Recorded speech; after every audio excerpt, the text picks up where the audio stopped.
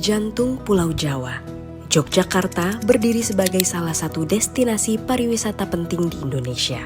Provinsi kecil dengan peran besar mencatat puluhan juta perjalanan wisata domestik setiap tahun. Emisi kendaraan, konsumsi bahan bakar fosil menjadi beban lingkungan yang ikut berjalan bersama pariwisata.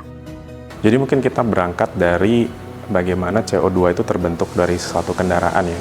Kita tahu kan kita di kendaraan yang mesin bensin atau solar, bukan EV ya, itu kita butuh bahan bakar kan. Nah, bahan bakar itu kita gunakan di engine untuk dibakar bersama dengan udara, yang mana hasilnya salah satunya CO2, terus kemudian ada air, uap air, terus ada karbon monoksida dan particulates dan lain-lain, itu keluar lewat knalpot lah kita bilang ya, exhaust. Nah, ini dirilis ke atmosfer. Berdasarkan data kualitas udara dari IQ Air untuk Yogyakarta, selama periode Natal dan Tahun Baru terlihat adanya kenaikan konsentrasi polutan udara yang berkaitan dengan peningkatan mobilitas dan aktivitas transportasi. Pada 20 Desember 2025, konsentrasi karbon monoksida terpantau sebesar 410 mikrogram per meter kubik udara.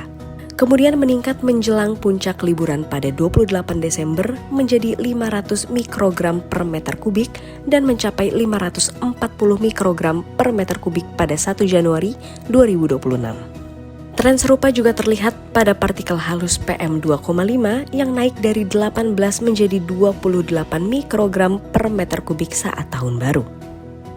Kenaikan ini mengindikasi padatnya pergerakan kendaraan dan aktivitas wisata selama Nataru. Polutan seperti karbon monoksida dan partikel halus terhirup langsung melalui saluran pernafasan.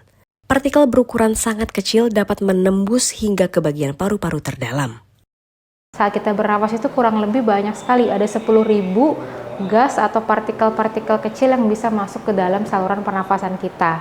Dan beberapa partikel yang sangat kecil itu ada yang sekitar ukuran 2,5 mikro, sangat kecil lah, pokoknya lebih kecil dari diameter rambut kita, itu bisa sampai di alveolus atau di ujung paru kita ini, yang tempat bertukarnya oksigen di dalam darah. Nah, kalau misalnya itu terjadi terus-menerus, sebenarnya tubuh kita punya reaksi nih untuk melawan zat-zat atau gas-gas yang masuk tersebut.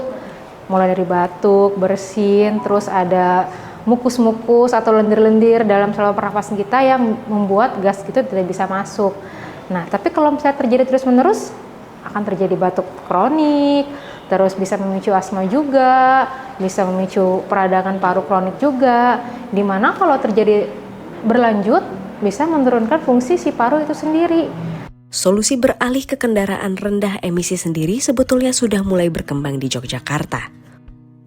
Menurut data PLN, tahun 2025 transaksi pengisian kendaraan listrik di SPKLU Yogyakarta dan sekitarnya naik sebanyak 334%. Kendaraan rendah emisi menawarkan alternatif perjalanan yang lebih senyap dan emisi yang lebih rendah. Sayangnya, kesiapan ini masih terkonsentrasi di pusat kota, dengan hanya 11 SPKLU di pusat kota Jogja, seolah kendaraan listrik hanya dirancang untuk jarak dekat. Bahkan di jalur wisata yang semakin populer seperti Jogja ke Bantul, SPKLU masih menjadi barang langka. Penggantian baterai hingga bengkel khusus EV juga belum tersebar merata. Tanpa kepastian infrastruktur, niat masyarakat untuk beralih akan terhambat oleh rasa cemas atau range anxiety. Transisi energi bukan hanya soal mengganti mesin bensin ke mesin listrik. Ini adalah soal keadilan. Jika kendaraan listrik hanya menjadi gaya hidup mewah di pusat kota, maka transisi itu belum berkeadilan. Transisi yang berkeadilan berarti setiap orang dari pengendara motor, supir bentor, hingga petani bisa terbebas dari potensi polusi udara yang mencekik paru-paru dan biaya BBM yang terus merangkak naik seiring berjalannya waktu. Institute for Essential Services Reform atau IESR menghitung bahwa Indonesia berpotensi kehilangan manfaat ekonomi hingga sekitar 544 triliun rupiah per tahun jika pengembangan ekosistem kendaraan listrik tidak didukung kebijakan yang kuat dan konsisten. Sehingga yang terjadi adalah kita hanya sebagai tempat distributor saja. Sedangkan kalau misalnya kita bisa sukses berhasil mengajak seluruh rantai pasoknya, ini bakalan ada industri-industri baru yang terbuka dan itu juga pasti akan menciptakan lapangan kerja baru. Masalah transisi kendaraan listrik bukan hanya soal subsidi. Pemerintah mendorong pembelian namun tanpa aturan kuat di sisi penawaran. Transisi beresiko tidak merata. Infrastruktur tertinggal, produsen tanpa kewajiban berinvestasi. Karena itu, regulasi pun menjadi kunci. Supply side regulation dibutuhkan agar transisi kendaraan listrik adil, efektif, dan dirasakan semua orang. Supply side regulation ini kan peraturan yang menyentuh sisi supply gitu. Kalau terjemahan dari termnya gitu. Peraturan terhadap sisi supply ini maksudnya terhadap sisi penyedia kendaraan atau produsen kendaraan gitu ya. SSR ini kan menerapkan standar yang lebih tinggi dari kondisi saat ini misalnya. Itu kan produsen jadi harus ada investasi tambahan begitu kan. Kalau sudah investasi tambahan ternyata nggak diserap sama market juga jadi isu nanti. Pada akhirnya, perjalanan Yogyakarta menuju pariwisata hijau adalah ujian bagi komitmen kita.